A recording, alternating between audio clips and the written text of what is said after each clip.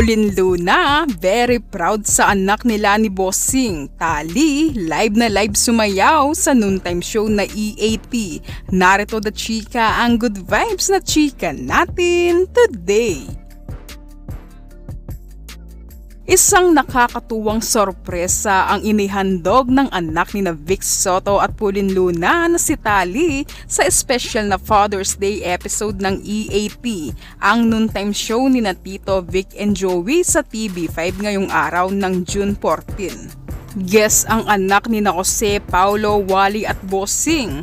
Nagbigay silang prod na sobrang natuwa ang mga manonood sa kanilang husay sa pagsasayaw. Agaw eksena naman si Pauline na todo cheer siya sa kanyang anak na pati nga siya ay sinasabayan sa pagsayaw si Tali, na very proud mom ito sa kanilang panganay ni Vic.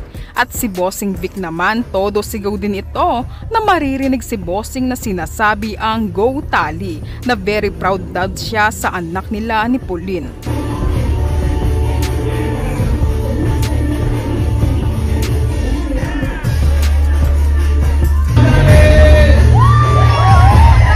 Ipinamalas ni Tali ang kanyang nakakatuwang moves at natural na stage presence na hindi mahiyahin si Tali na sobrang napawaw ang netizens sa kanyang galing sa pagsasayaw. Nagmistulang highlight ng programa ang father-daughter bonding moment na ito ngayong araw, nagsilbing paalala sa kahalagahan ng pagiging ama.